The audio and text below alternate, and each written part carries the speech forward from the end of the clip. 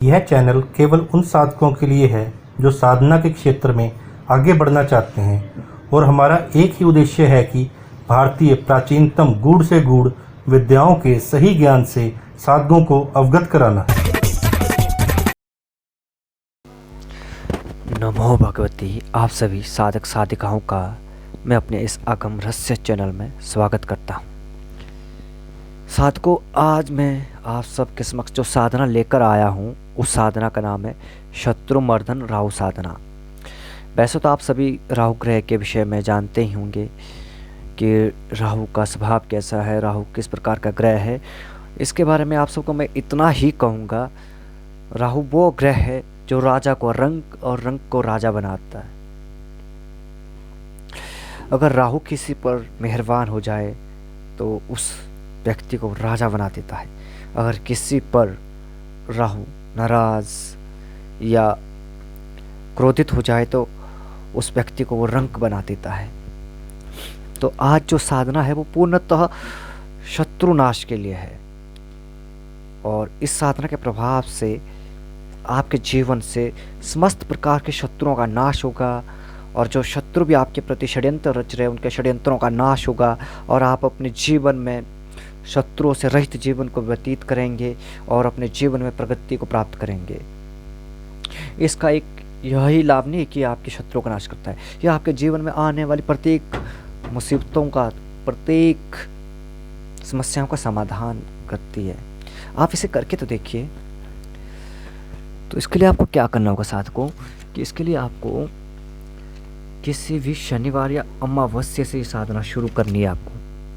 और ये रात्रिकालीन साधना है और रात्रि 10 के बाद ही करनी है, अर्थात जो समय है वो रात्रि 10 बजे के बाद का है ये कि।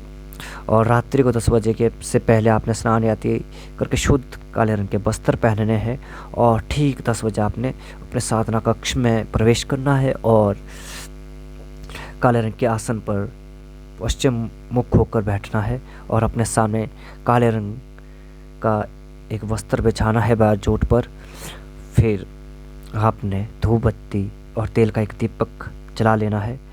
ध्यान रहे कि तेल का ये दीपक आपको अपनी बाईं ओर ही स्थापित करना है और साथ ही अपने सामने शुद्ध जल का एक लोटा भी रखना है।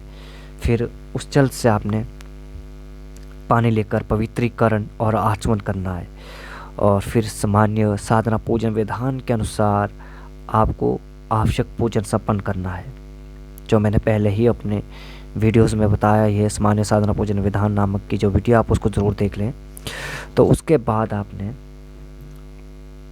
दोनों हाथ जोड़कर भगवान विष्णु का स्मरण करना है, जो कि मैं आपको यहाँ पे लिख कर ही भेज दूंगा, वहाँ से आपने उसको पढ़ लेना है। जो कि नित्यम स्मरामि भवभीतिहरं प्रसन्नं नारायणं गरुडवाहनं वज्रनाभवं ग्राह्य विभूत वर वरण मुक्ति हेतु चक्रायुद्धम तरुण वारिज पत्र नेत्रम। इस प्रकार का मैं आपको यहाँ पे लिख के दूंगा और डिस्क्रिप्शन में भी लिख कर भेज दूंगा। तो इसके बाद आपने गुरु स्मरण करना है, जो भी आपको आता है, चाहे गुरुदेव ब्रह्मा गुरुदेव विष्णु वाला है उसको आप पढ़ सकते हैं। तो गुरु स्मरण करने के बाद आपको सभी ग्रहों को हाथ जोड़कर उनका स्मरण करना है। ब्रह्मा मुरारी त्रिपुरांतकारी भानु शशि भूमि सूत बुधश्च गुरुश्च शुक्र शनि राहु केतवे सर्वे ग्राह शांति करा भवन्तु। इस तरह पढ़कर आपने उसके बाद फिर अपने सामने चौकी पर बिछे हुए वस्त्र पर सावधकाली उड़द से राहु ग्रह का चिन्ह बनाना है, जो यू आकार का होता है। फिर उस चिन्ह के ऊपर आपने राहु यंत्र को स्थापित करना है, जो प्राण प्रतिष्ठित होना चाहिए। और फिर आपने हाथ में जल लेकर विनियोग करना है। ओम अस्य श्री राहु मंत्रस्य ब्रह्मा ऋषि पंक्ति छंद राहु देवताराम बीजम भेष शक्ति श्री राहु प्रीत्ये जपे विनियोग। इसके बाद आपको ऋषिन्यास करना है और ऋषिन्यास के बाद आपको करन्यास करना है, जो मैं आपको सबको डिस्क्रिप्शन में लिखकर भेज दूंगा। आप वहाँ से पढ़ लेना और नोट कर लेना। तो न्यास करने के बाद आप सबको क्या करना है कि आप सबको राहु का ध्यान करना है, दोनों हाथ जोड़कर। और राहु का ध्यान इस तरह से है, बंधे राहु धूम्रवर्ण अर्धकायम कृतांजलि विकृतस्यम रक्तनेत्रम धूम्रालंकार मनवहम। इस तरह ध्यान करने के बाद फिर आपने यंत्र का पूजन कुमकुम अक्षत धूप दीप और पुष्प से पंचोपचार पूजन करना है। पूजन करने के बाद आपने फिर माला को आपको प्रणाम करना है, माला के ऊपर जल के छींटे देने हैं और कुमकुम का तिलक लगाना है। और उसके बाद माला को आपको अपने माथे से स्पर्श और दोनों नेत्रों से स्पर्श करके मंत्र का जाप करना है। और आपको मूल मंत्र का जाप केवल और केवल 21 माला जाप करना। और इस तरह से आपको प्रतिदिन 11 दिन तक की साधना करनी है। और अब मैं मंत्र बता रहा हूँ। मंत्र इस प्रकार से, ओम राम राहवे शत्रु मर्दनाय फट।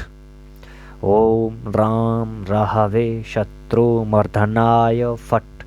ओम राम राहवे शत्रु मर्दनाय फट। मंत्र जाप के बाद आपको फिर राहु स्तोत्र का एक पाठ करना है। उसके बाद आपको फिर इस साधना का समापन करना है और फिर अगले दिन साधना शुरू करनी है। इस तरह से 11 दिन करनी है। इस तरह से 11 दिन आप साधना करिए और 11 दिन के अंतर्गत आप देखेंगे इस साधना के प्रभाव को। आपके जीवन में अपने परिवर्तन को स्वयं देखेंगे।